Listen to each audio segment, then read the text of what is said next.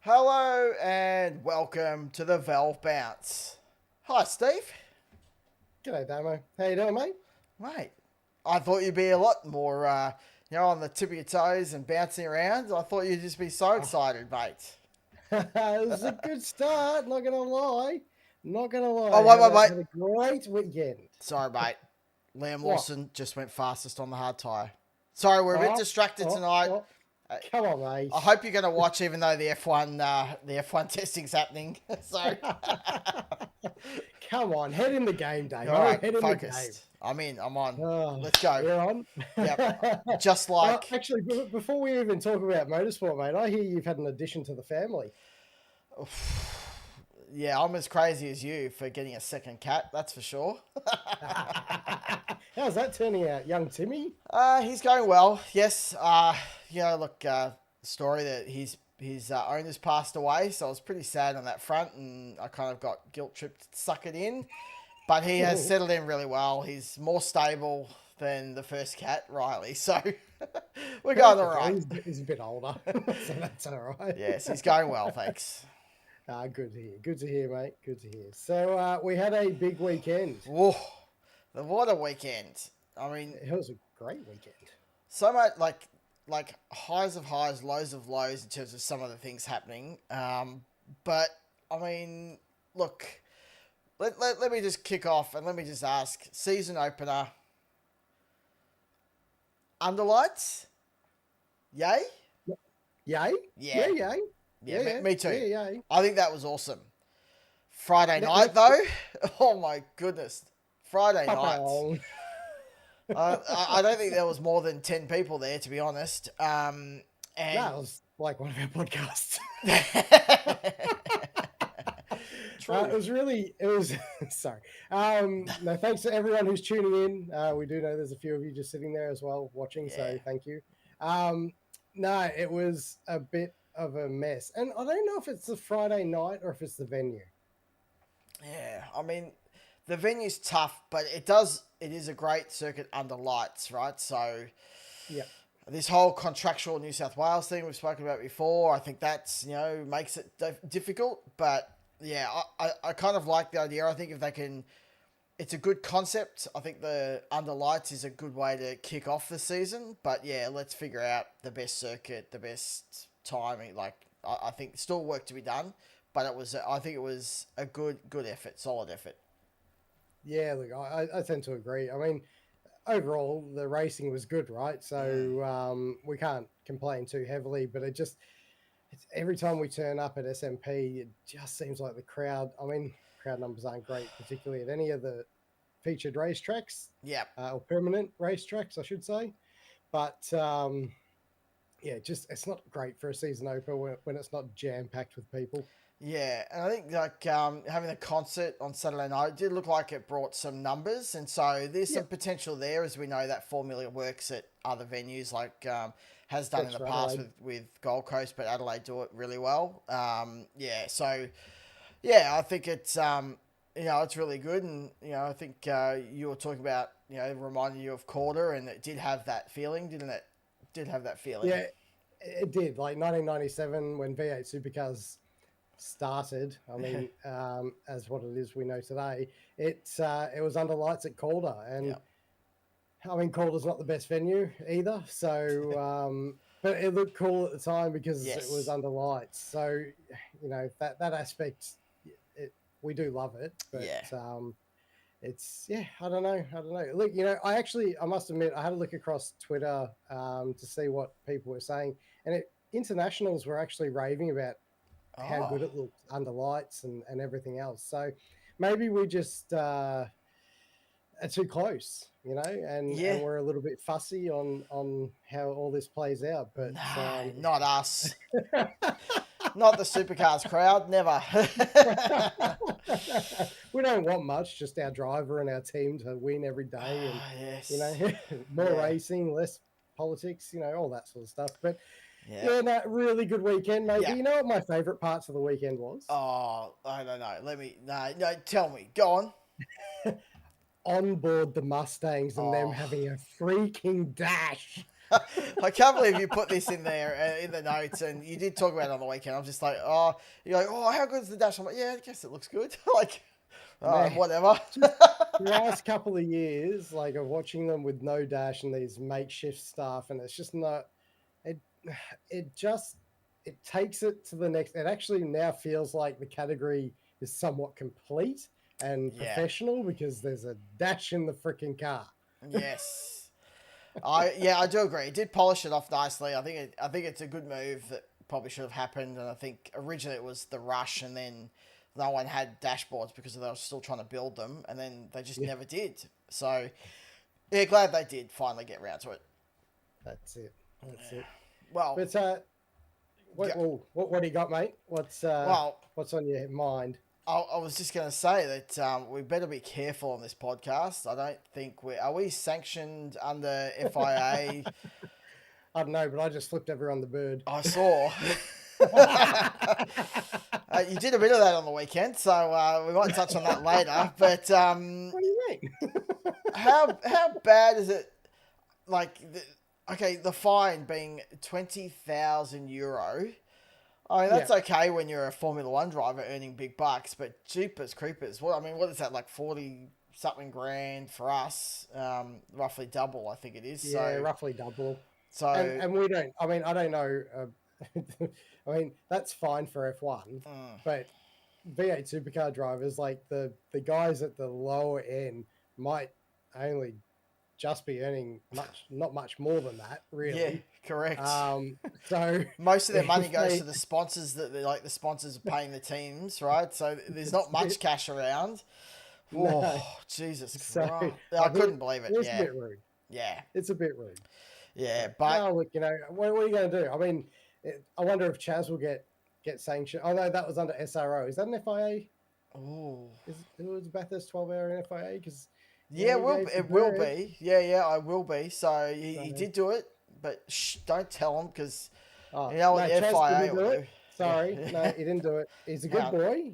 Didn't do anything. Who don't we like? Let's say that they did it. Feeney, what? Yeah, yeah. So a little disappointing because although it makes perfect sense, obviously we're under FIA rules here in Australia for supercars, but not really connecting the dots until they talked about it on the broadcast, and I was just like, oh man, they're just ruining all the fun, aren't they? Yeah, well, we want to see people's character, right? And part of that character is going to be the odd burst of emotion that could contain a swear word or two, maybe a finger up here or there. But honestly, is that the worst we've got in the world at the moment? Like, when we're in a situation now where swearing is just kind of everyday vocabulary, I just like, I think it's a little bit excessive. Yeah, especially when it's, in majority of cases, it's the broadcaster's fault because they're the ones that telecast this stuff. And I did think there was a lot of open mic stuff happening on the weekend where, the commentators were talking on the telecast and there was still radio stuff happening in the background. And I was just like, oh, this is not going to end well. Just takes one of them to drop a bit of an F-bomb and, everything caves in. But, it's not really fair. We don't mic up, footy players, whatever football code you follow. There's no mic following them. The amount of times, like if you think cricket, like the mics around the stumps have picked up something that shouldn't have been picked up. It happens. They're playing sport and they're all trying and pushing their absolute limits, and that means the red mist is going to happen, and they've got to be allowed to have some freedom, I think. I agree. They're not robots, mate. But I loved how Davey Reynolds got around it on the old cool down lap. Yep. Did you hear that? No. Tell me what happened. Just in case people don't know. Shervo and Reynolds had their little race of 30 meters or whatever it was. Yeah. And Davey turned around and said Shervo won by 8 inches. Yeah. I didn't want to. And I don't want to touch it. That is. Shervo's a lucky man.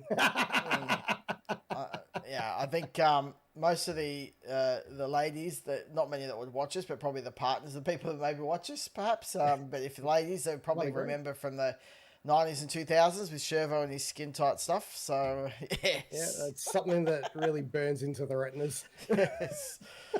Well, let's get focused now because I'm not Okay. having that image embedded in the punter's mind. Mate, Waters, what a absolute domination. There's no other way you could look at it. Just absolutely, for once, Tickford were on song, Cam was on song, and just nailed everything. Everything, literally, Yeah, was just the couldn't polls, the everything. couldn't do anything wrong all weekend. Yeah. Cam was on it. The team were on it. The only thing that you could say they sort of semi messed up was that pit stop in race 2 where they got boxed in. But everywhere else, they annihilated. 888, yes, they did. They were pretty damn good. I will think that the delay in bringing him in a little bit as well kind of cost him some time, and he had to charge back through the field, which was great for us watching. But I think they probably should have pitted on that next lap just to cover that off and reduce that. But look, he had pace in hand, so he ended up being all right. And I guess that really comes back to, let's talk about probably one of the greatest moments that we'll have forever. It'll always be something the telecast will bring home. That's like the Bond Moffat one too. Yeah, that was, and you know what? It was because how good was the telecast? I don't know if they had it planned, but they obviously saw it happening. They switched to the helicam right overhead, or the drone, whatever it was. And that was just amazing to watch from top down.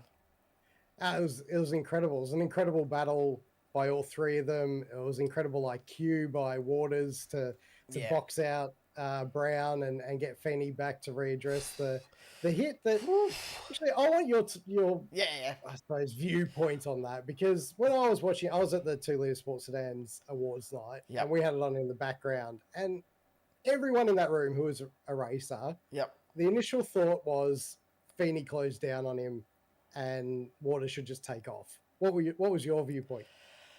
Yeah, I must admit, like, I've looked at it a few times, and yeah, he did close down on him, and it was really borderline in terms of, I guess the outcome, I think, was the right outcome, where don't push the boundaries, because I think if Waters had pushed on, 888 would have made the complaints, and I think they might have said, look, was he far enough up? Probably not.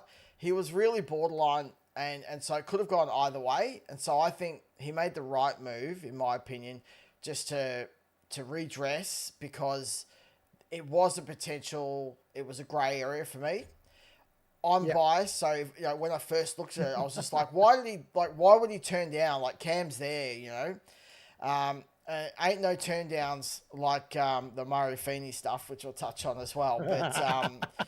But like, he was there. He was really far enough up for a bit of space, I think. But until we got to the end of that race, and we sort of now understand better, what Beardo and the officials are doing, I was still a bit hesitant that he could have got a penalty.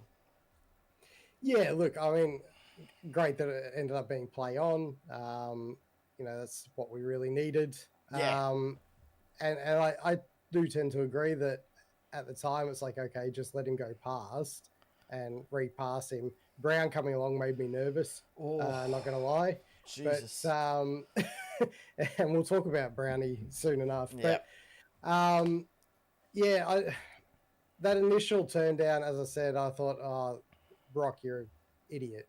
And then later on, I think it was the day after, there was a bit of helicam. Yeah. And you could see that he really, he was at the back wheel, basically. So he wasn't really that far down. But that corner, how many times do we see it where when there's overlap, 2 cars go side by side and keep battling it out?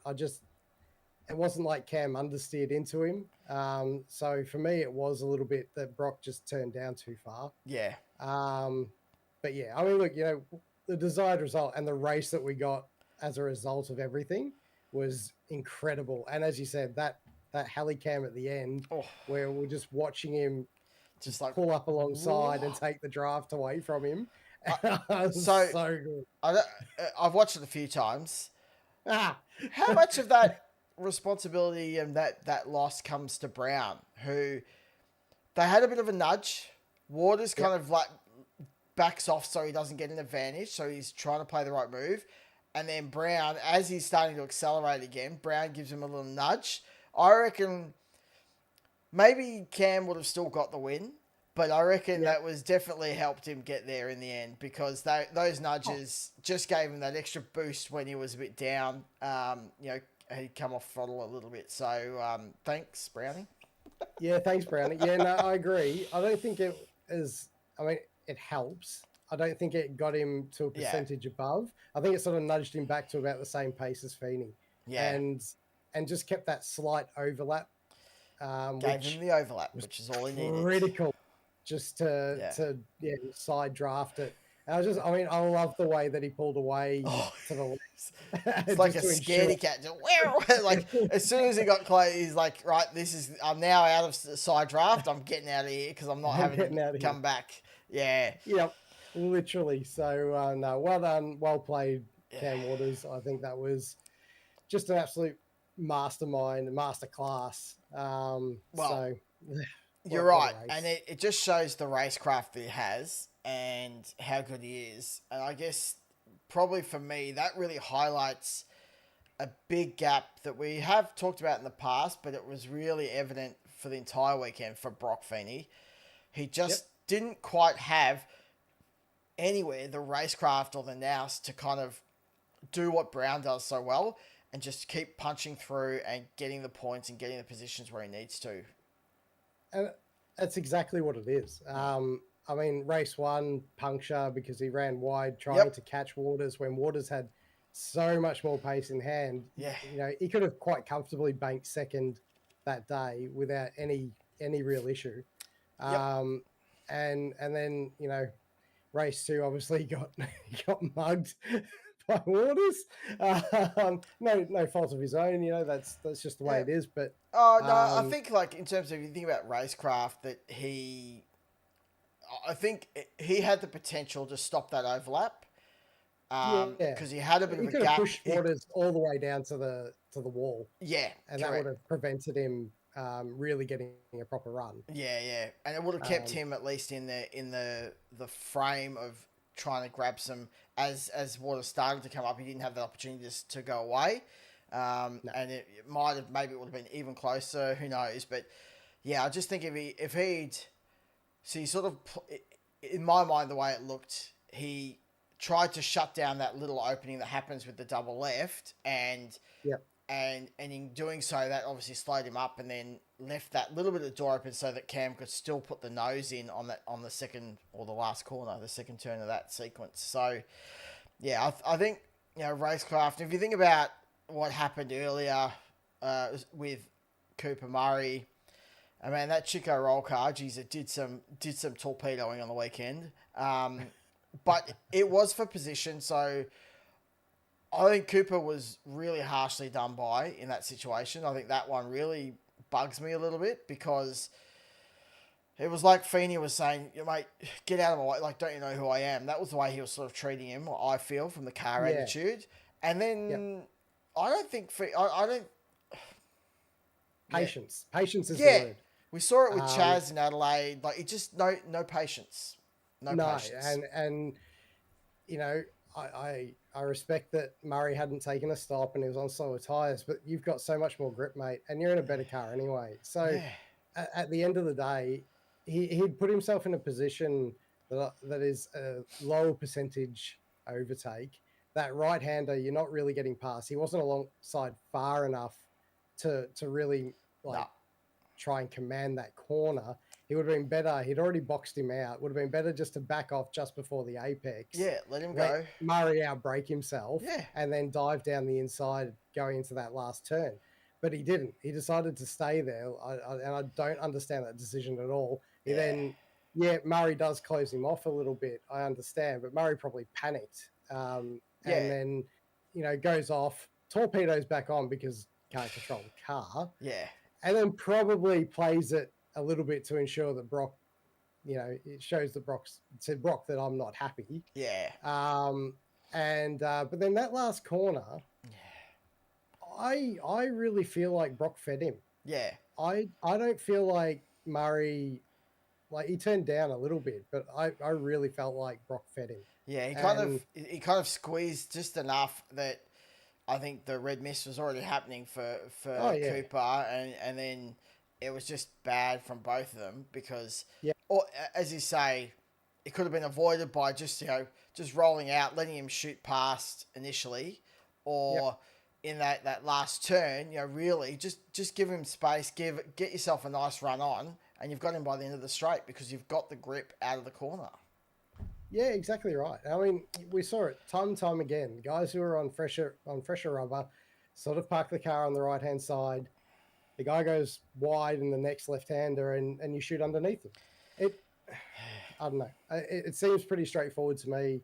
And I've been called a bit biased and stuff recently, but I don't think a little like, but Brock is just, I don't know. He's just impatient, and he's got to learn that you have to just take a minute. As a result, he lost a position to Chaz. Yeah, and that could be key going towards the end. We don't know. Any of those things. You just engage the brain. Yeah, engage the brain. And they are the things that make a difference at the end of the day. Like when you wrap up as to who's going to be where. It's a little different this year with that whole sequence at the end of the year. But, these are the things that I sort of felt like he should have learned, especially from that patience sequence. But, I think he just kind of got battered around all weekend. Didn't quite have the pace. Had some, his own dramas, and then got caught up and beaten up by Kostecki and Waters. And so he was just copying it everywhere. And I think it just probably showed that... just a little bit more, a bit like what McLaughlin had to do. Just go away, set yourself, get your frame right in your mind, and he can be a much better driver for it. But we'll see. We'll see if he his attitude's doing him in at the moment, because every time he's on the radio or in the pit lane, he's having a whinge, and a lot of people are getting up him for it. So I don't.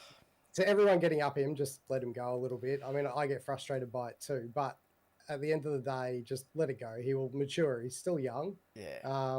So it will come with time. But the last thing I'll touch on with Feeney was the Kostecki race right at the end there, where Kostecki got the better of him in the wet conditions. I thought that was a really good battle and a good really showing from both. Yeah. How to race in the wet and give each other enough space. But I will say this, that Brock stayed on the racing line typically, and Kostecki was searching high, low, everywhere for the grip. Yeah. And then he started finding it. Yeah, he started finding the grip because he was actually searching for it. And that was another sequence that I think you can learn a lot from, because they were both doing such great car control. It really was. It was great, especially again, the camera work that was happening from the Supercars media team. Like, they had the angles so much better to watch. You could see the car just twisting from the rear, from the insides of Kostecki's. But again, he got bettered to say it in a nice way. And you're right, you did charge up a little bit in being a whinger and a cry. And I'm like, mate, he has just been absolutely smashed and lost the race by the closest of margins. It's okay to be a bit of a whinger at that point, I think. Look, I don't know. It's just the way he goes about it. It is frustrating to watch. Like, I can't listen to Jamie Whincup talk. It's the same sort of thing. He drives me absolutely batty. So it's just that type of person. And I won't say what I've seen on socials, because some people are really, really harsh. But wow, we've seen the best and the worst in socials this weekend.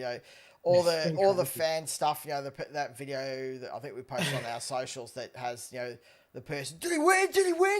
People getting all up and excited, and then Yeah, and then some of the reactions to some of the other stuff has been pretty intense. But Look, actually, as we move on through yeah, this and talking about that, I put up a post on Instagram which was to do with the Love Courtney incident. Now, say we'll your touch on piece, this. good sir. Say your piece. So, first of all, Aaron Love, I mean, you're probably not going to see this podcast, mate, but I'll apologize to you if you feel like I was targeting you or anything like that. I've had a couple of people come at me saying that I was particularly mean, and I wasn't intending it to be really mean. I was trying to say that those types of incidents, when they're so avoidable, are the types of incidents when you don't want to be having when you're on the line with your drive. Like, it was a silly incident from both Love and Courtney.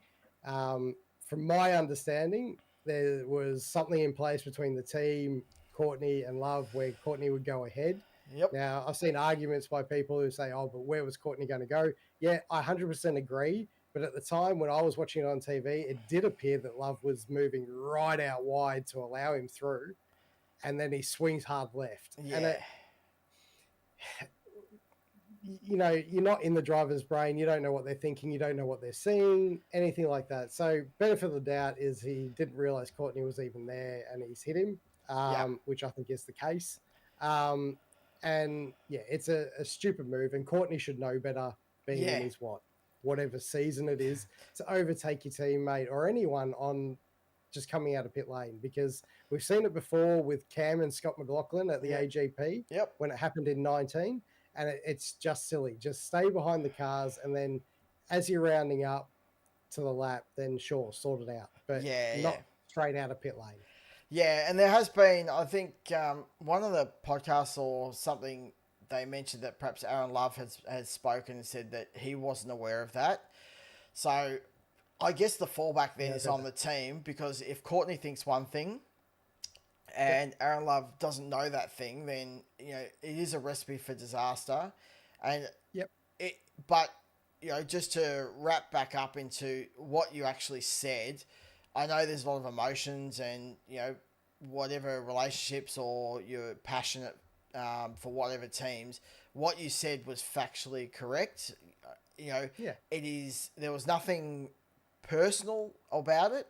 If you're glad you've apologized to him if he ever does happen to see it, but it is just one of those things. Like, this is that you see in motorsport, that the pressure that does build. And I said to you, as we sort of spoke about things over the weekend, that it just doesn't look like that's the right team for him to be in, because the machinery, everything else around him is not at 100%, and you've got the extra pressure of, like, I've really got to make this year my last year, possibly. I've got to make it worthwhile. And so many drivers end up going into the ether. And situations like this, where the testing, there was a crash, and in isolation, that's fine. But then they've rebuilt the car. You've got one of the Stones coming in to help because they needed the assistance. And then you do that. Kudos to Jimmy for doing that. Yeah. And then you've got two cars binned because of a miscommunication, because of what seems to be a pretty silly move, I think. I don't know why you would do that. But let me ask you, was the penalties issued to him fair? No, I don't think there was. I think because it was an inter-team issue, and that's they're what paying I the thought. cost. It's not really fair to then slap him with, I don't know what the fine was, but a fine plus put him at the rear of grid. If you're going to slap him with anything, put him at rear of grid. Yeah. But to actually physically put blame purely on Love, I don't think is fair. Yeah. So it always takes two to tango. It was a miscommunication. It was a stuff up between the team. Maybe the team should get penalised in some way, not so much Love in particular. Yeah, I just think it was a driver. I can't remember the last time something happened between a team and officials sort of stepped in, because normally the penalty's already there. He was already going to start from the back of the grid anyway, because they didn't get a lap time in there. Look, he was egregiously swinging, and it was really bizarre because the first swing does look like he's letting him through. And we've just seen all that stuff happen so many times that, you just come out of the pits. You've got to let everyone settle, figure out where cars are. Don't go too, don't end up in the back of someone. Look out what's happening behind you. It was just dumb on all fronts. Not him personally, but just, everything that happened was just a situation. Yeah. Which is unfortunate. I mean, Yeah. I'm sure later on down the track in a year's time or whatever, they'll be laughing about it. But you are right in saying that he probably needs to find another team. I don't think BRT is suitable for him, but I think now damage might be a bit done, and he might be better off dropping off, doing some enduro drives, getting his reputation back, with the Triple Eight or with someone, and then seeing if he can get himself back into a better seat that will, keep him rolling. Because I actually think Aaron's a good driver. He's got some shit luck at the moment and having some issues. So yeah. But the other thing, mate, that I think was interesting, and this is, I'm feeling very Triple Eight-ish. We've been talking about Triple Eight a bit. Brown and his qualifying. Now, I want to follow that up with he raced impeccably well and got himself to second in the championship, which is just astounding for the fact that he qualified 11th twice. But that qualifying could hurt him later. Especially off the back of a lot of the interviews leading into the race and during the practice session was all about, we know we've got to get a better qualifying car. We know our race car is really good.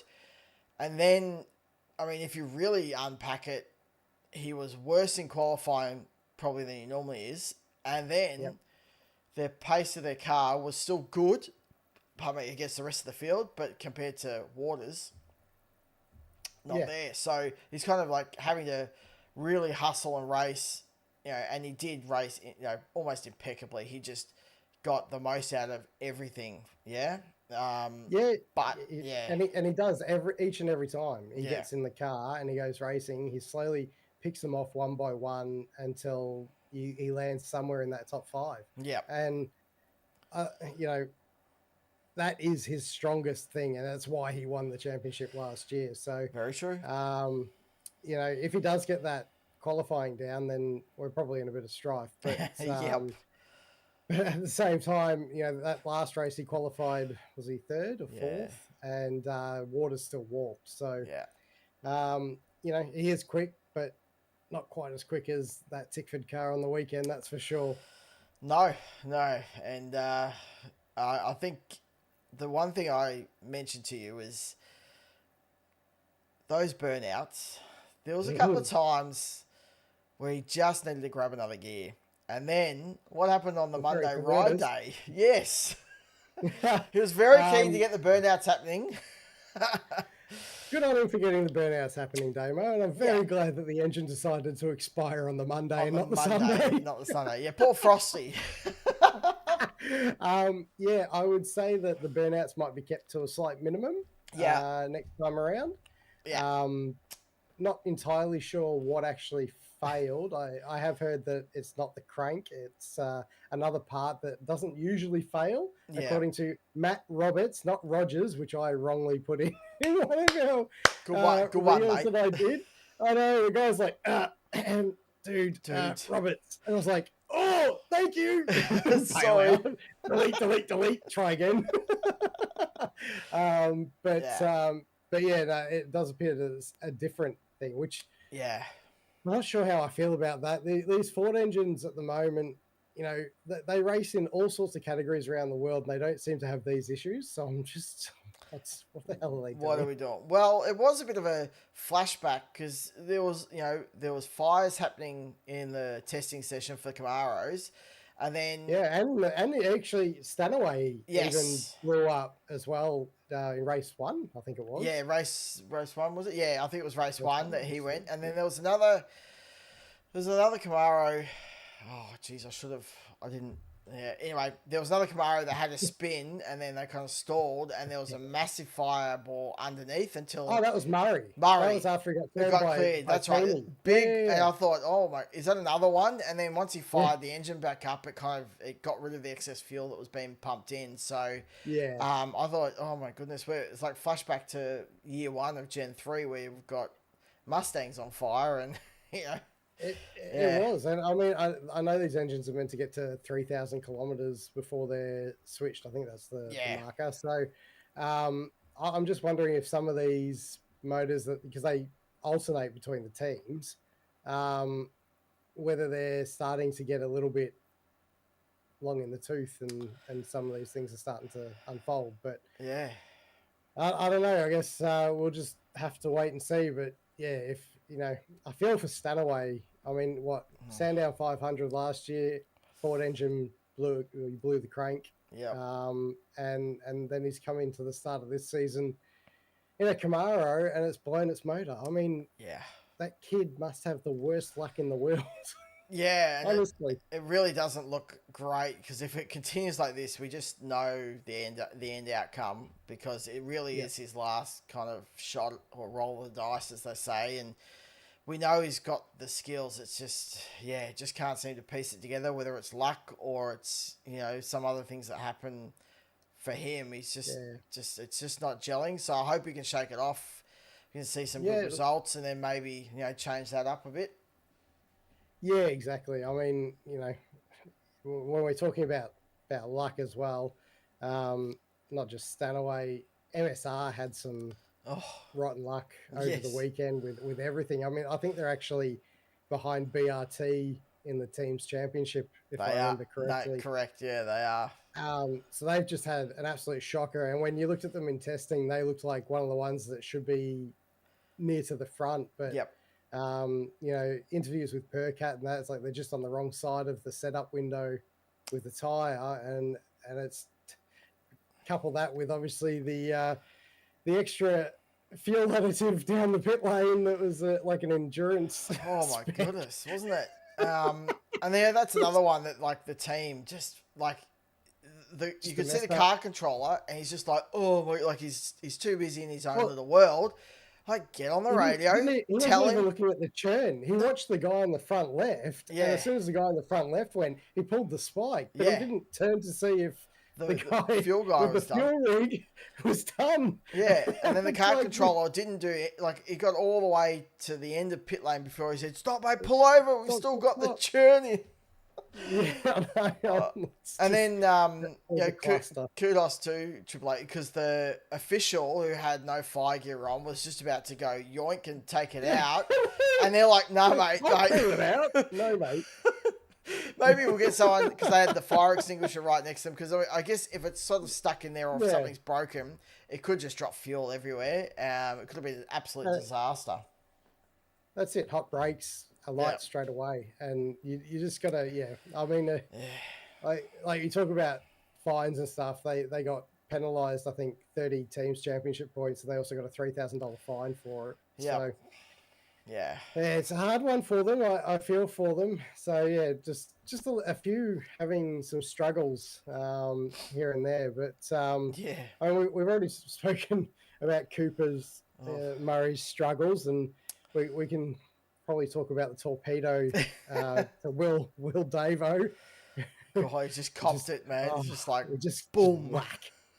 There's just nothing you could do. I mean, we won't go into too much. It was Cooper's first weekend out. These things happen. We spoke about in the lead up that somebody will torpedo somebody, and it'll likely be a rookie. Yep. Just happened to be Cooper. Yeah. I'm sure he'll clean that up, and he's a quick driver anyway, so he'll be fine. Yeah.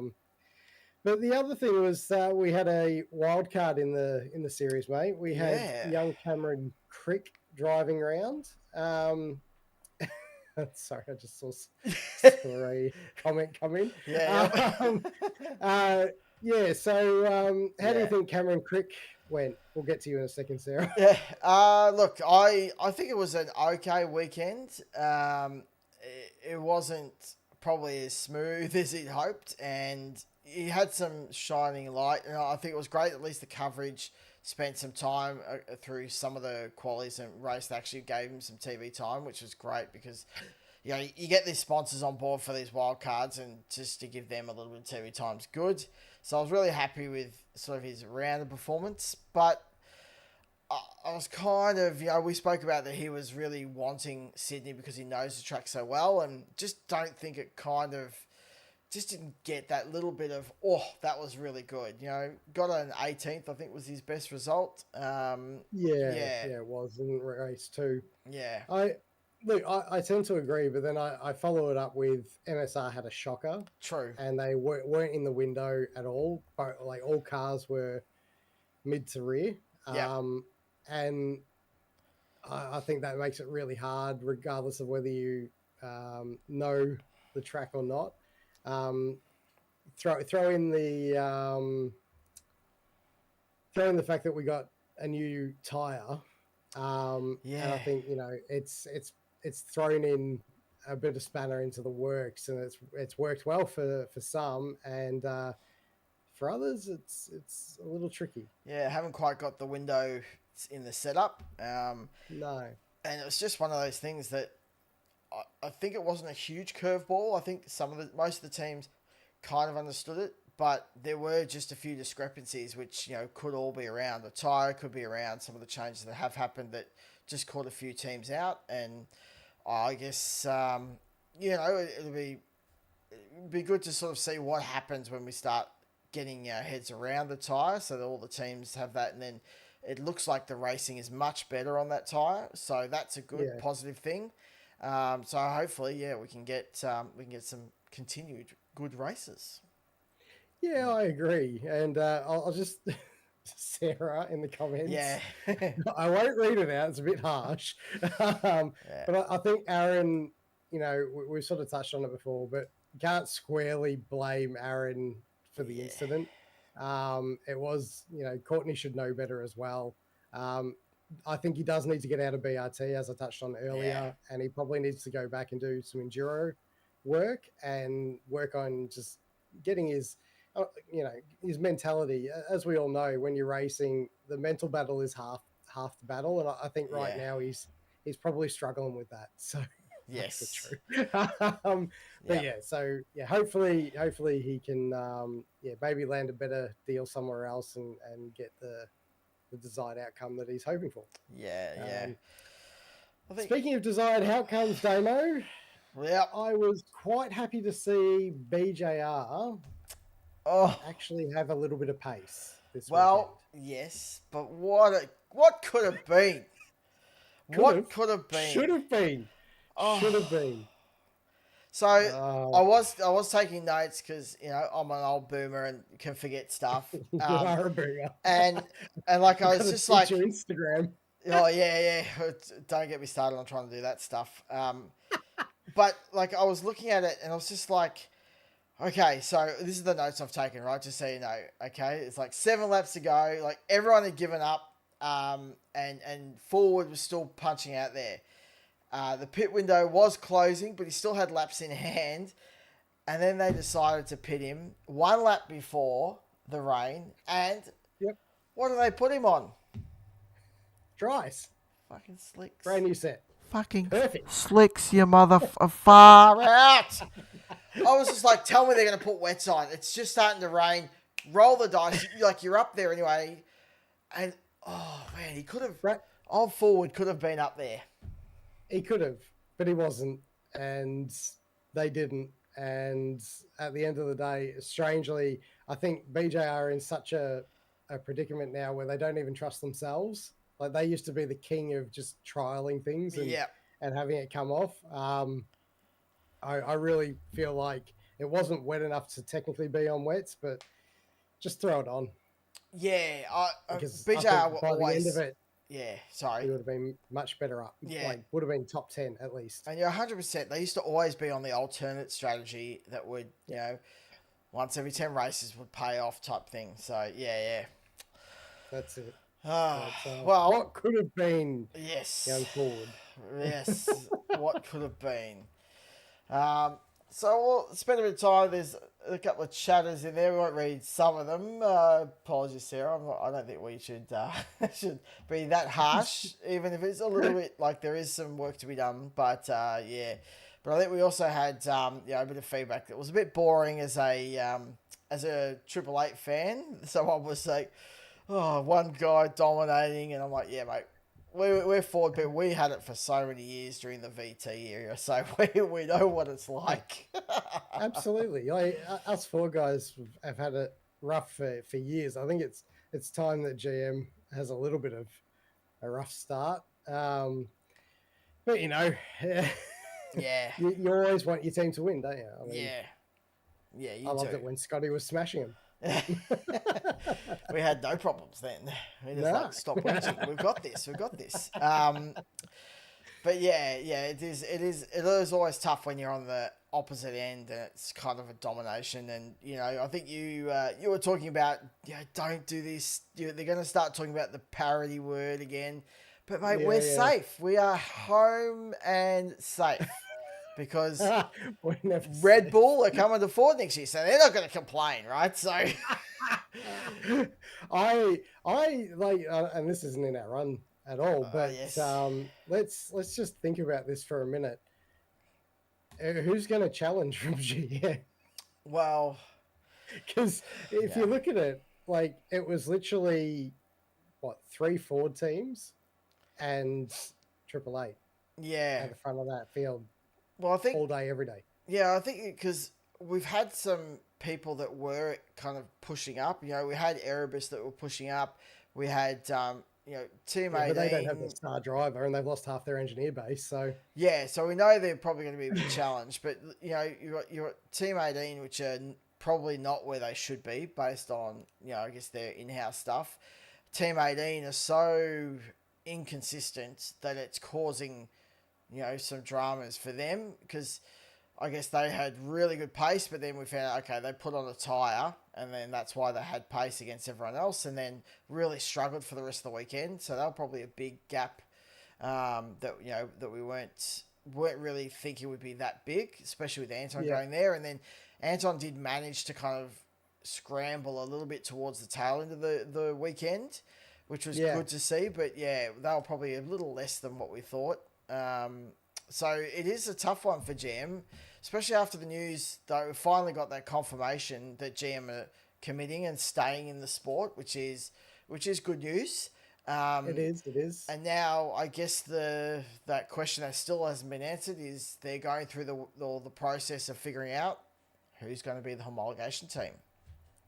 Yeah, and that in itself is an interesting question, because it sounds like Roland Dane is advocating for Premier to take that on. Yeah, wasn't that a little surprise that popped up in the media over the last day or two? That Roland sort of pushing that, and I thought interesting that he's almost consulting for GM, as opposed for consulting to a particular team.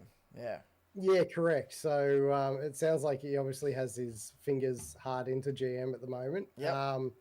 So I don't know. We'll see what happens. The other rumor is that Team 18 could take it on, but would you really want Team 18 doing the homologation process? I mean, look, I don't. Shady. I don't. I think they've got too many other bigger issues to kind of sort out. They can't even sort out their own team. Oh God, let yes. alone the whole process. I think. I tend to agree that Premier is probably the one. I mean, even Brad Jones could possibly do it, but I think that'd be stretching Brad's team to the max. Yeah. And again, they need to focus on themselves. Probably need to drop to 2 cars, to be really frank. Yeah, I think that's always been the case. That I think their financial model needs the 4 cars, but it's not there. But it's just been one of those things that. It's a real big conundrum, because I guess if you look on paper, team-wise, structure, financials, you've really got Premier or a defecting Grove, right? They're the two that would be at the professional level or should be at that level to be able to do it. But both, I mean, you got to move one from Mustangs, right? So that's the first step. That's a big step. Big change. And then the other one is just, still not quite there and still trying to build the team out, get all their processes, systems working. And so it is a, I think when I heard Roland was involved and he was recommending, I'm just like, okay, well, that's kind of, just my old, well, Roland's involved, so that's what's going to happen, right? So I don't know. We'll see how it goes. Yeah, I was just looking at Sarah. Sarah saying, my guess is Premier and that Team 18 will end up at Toyota. I'm still up in the air at Team 18 at Toyota, to be fair. I don't think they're a strong enough team for Toyota to want to take on.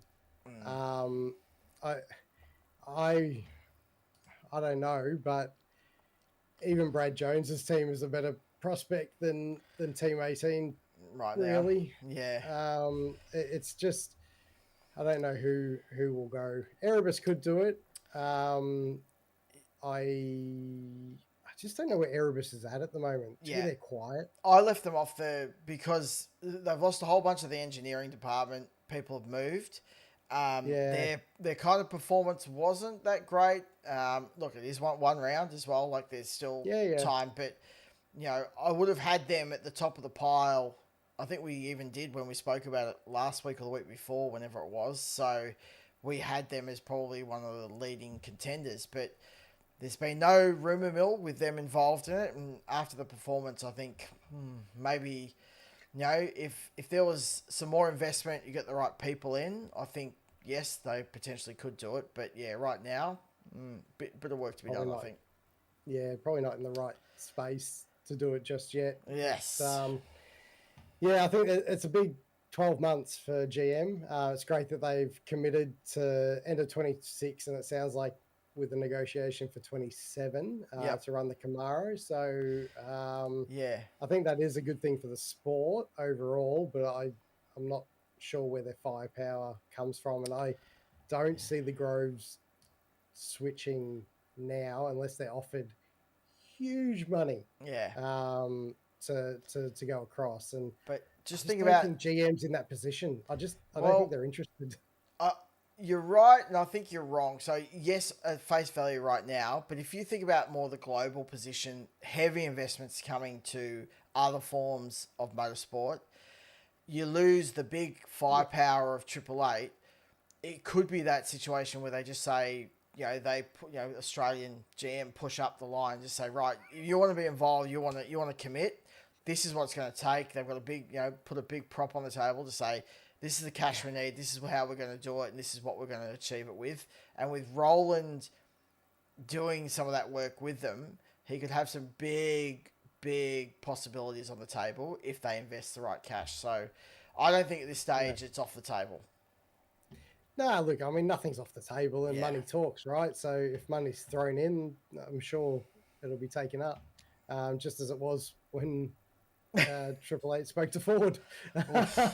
Yes, and I think that comes with a lot of other things. I think the GT3 and some road car stuff. So that's another reason why they've done it. But yes, I'm not so sure, Sarah, about Aaron Love starting his own race team. I don't think that's going to be a thing, just quietly. No, he might need to, but I don't think he's going to be doing that. No. Can't even get an extra team on the grid. No one, the teams and race don't want it. So, No, that's right. So, mate. Moving away from this, mate, who's your main players for this year? Who do you think going by the end, like just first round, going towards the end of the year, who do you think are going to play themselves in or potentially play themselves in? Yeah, I think there's a lot of like roughy outsiders that could be there because of the excuse me, because of the way the championship points and that final series has happened. I know I keep saying that, but it really is such an unknown. And so it does have the potential for someone who's got pace that can kind of just perform at the right time, like a Wood, a Payne, those kind of caliber who keep popping up but probably don't have the consistency. But for me, I think it's going to come down to my four that I think are just lock and load, and they're the ones that'll be there in the end, will be Waters, Brown, Mostert, and Kostecki. Very heavily loaded, I know, but That is very heavily loaded. Yeah. But I like, especially like Kaseki, we saw it last year where once the year kind of unfolded and he got his head in the game, you could see how they advanced. And I just think we saw some great stuff on this weekend from what his impact at DJR has already been. And, you know, it wasn't without their troubles, and they certainly weren't where they needed to be, but you could see some of those changes are making good impact. So I just think they're my 4. Yeah, look, I mean, that's a pretty solid and safe bet, Damo. Mate, that's what I do. But I mean, Kostecki is a huge one. He's an outlier, and I have him in mine as well.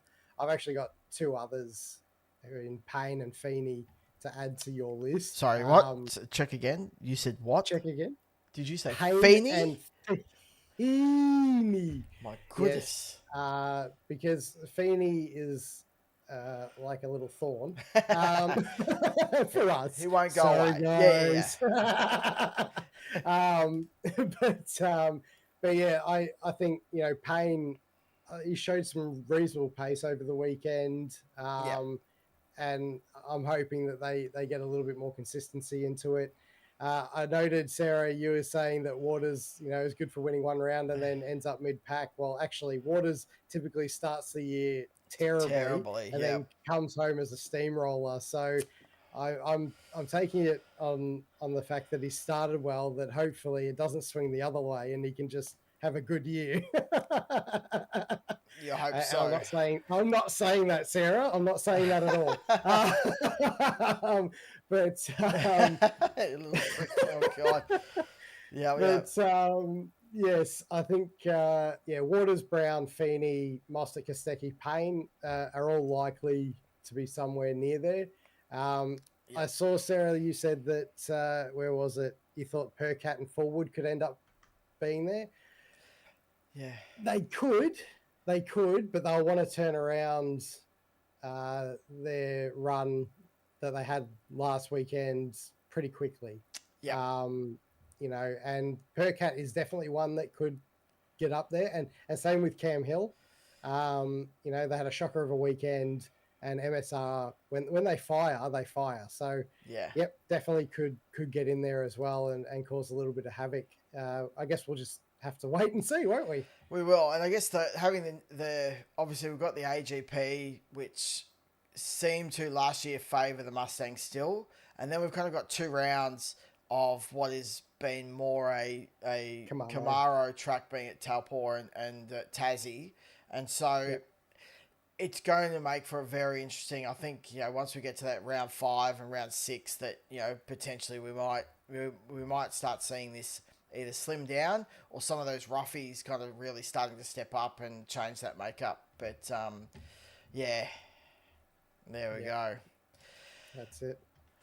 Wow. Yeah. Mate. So soft tire, mate. Yeah. Win? Yeah, definitely a win. That's a thumbs up. You know, I think it's mixed it up enough. They don't overheat in the same way. It's an absolute win for me.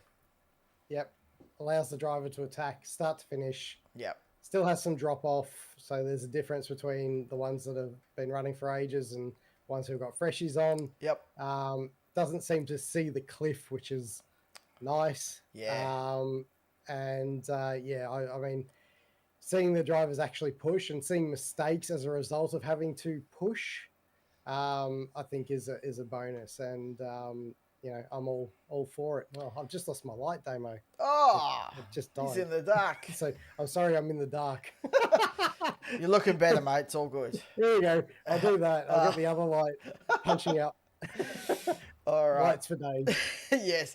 Well, I know we sort of touched on the fuel rig, just when you talking about, I was just thinking about some of the other changes that we had, and like the fuel rig stuff, we didn't really go into, I guess, some of those challenges. We talked about the top heavy weight and how difficult it was, and we saw some. Yeah, we did. It was not too bad. I think teams handled it well, but there was a bit of fumbling and a bit of time delay. People taking it in, putting it in, leaving it in, whatever. But it was interesting. You can't see the fuel being delivered. So there was no minimum fuel So I guess it No. was just knowing you've got enough in to get you home without overfilling it or underfilling it, right? Yeah, so you can watch the fuel go in, and they know they're putting what 20 liters, I think the maximum it can take, the churn. So I think, look, I quite liked it. Yeah. I thought it was good. It adds a bit of jeopardy because if the driver outdoes himself and goes too far, you then got to lug the bastard All the way back. all the way back or forward to get it in the notch, and that could be a couple of seconds in itself. So I think it's a good thing, and I like the look of it. I'd like to advocate right now Yes. for a NASCAR style pit stop where we don't have these overhead booms, things like that. We can turn up and just, all the same guns. They get thrown out when the car's in the lane. Yeah. Churn goes in. Like, there's so much more to it. It's a bigger event when that's happening, and it doesn't cost as much to set up.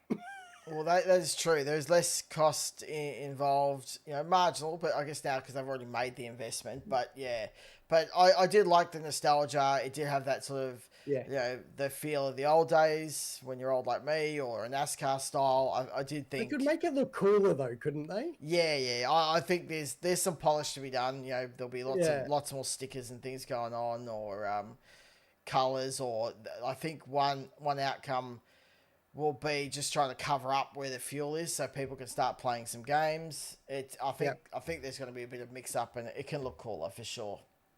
Definitely. Sarah's clarified 25 litres and the tanks can hold up to 133. I think that actually got dropped to 118. It did, yes. Yeah, so the new tanks are now 118, so they dropped from the old ones. But yeah, the churn's about 25 litres, so there you go. Yep. Yeah. So there you go. Very good. All right, mate. Did we miss anything? Did we miss anything? So we've touched on GM's commitment. We've talked about SMP as an opener. I think that's pretty much it. I just noticed that on my screen here that Liam Lawson has had a good spin. Oh, in the Red Bull car. Has he? Yeah, he has. Oh, what tyre is he on? Good question. Looks like the mediums. Okay, so it's doing just exited turn 2, just got on the ripple and had a little spin. Didn't crash, so that's the main thing. Because he was second fastest on the hard tyre. Alex Albon's fastest at the moment with the hard tyre. And then we've got Lewis Hamilton on a medium. Louis. Oh, in a Ferrari. Whoa. In a Ferrari.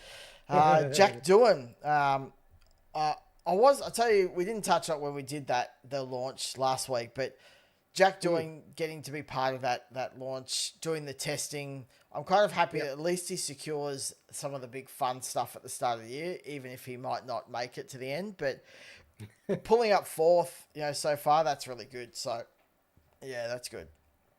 Yeah, no, that's it. But it's his testing. Calm down, right? It is testing. It is all testing. We've got a lot to unfold yet. This is only the very first session. But yeah, Doohan's just got to come out and drive to survive. Ooh. Like it's quite literally as simple as that. He's got to come in. He's got to make hay while the sun shines, and basically tell them, don't get rid of me because I'm good. I'm good. Yeah. I'm good. All right. Well, lots to play out on the F1 side, but I guess we should probably say thank you to our devoted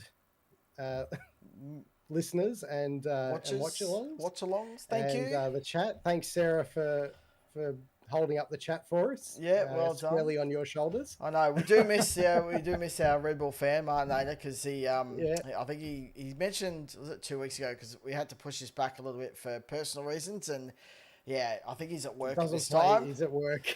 So, but we appreciate your early comments. So thank you, and and appreciate it. Follow us on the socials. Steve puts up all his controversial takes. So thanks on Instagram. Yep. So you want to lay into him? Facebook, although I'm kind of like we should delete that because it's a waste of time. Everyone just loves Instagram at the moment. Yes, they do. But yeah, no, follow my useless and terrible ramblings on Instagram and my hot takes, or controversial ones. And at some point, you can teach this old boomer how to do it, and then I can get my ugly mug on there to reply to your nonsense, you see? It's really not that hard, mate. Well, apparently it is. Oh, Sarah with the last run. I'm a Red Bull fan, but I won't be next year. Brutal. Well, no, that fair play. She's committed to the, to the Chev. So well done. Yep. If it makes you feel any better, Sarah, I won't be a Red Bull fan next year either. But then again, I'm not this year. Common ground. I love it. See? Common ground. We need more of this because some of the commentary on the social of the weekend, boy, geez, it was starting to get fiery again. It was like, it really was, and we want all of you to jump on and have your say and have a bit of fun, like respectfully. At the end of the day, respectfully. We all just love the sport, and we get fired up because of it, and we get frustrated because of it. But at the end of the day, we're here for the same reasons. So let's just have some fun, eh? All right, mate. Well, yeah, thank you. Thanks, see you. Oh my God, Antonelli just went fastest. Oh really? Oh no. The kid's in. He's Can in. You imagine the kid's in. Oh. You mean he made a lap? Yeah. And spot on, Sarah. I think he's switching to Toyota because that's what he said.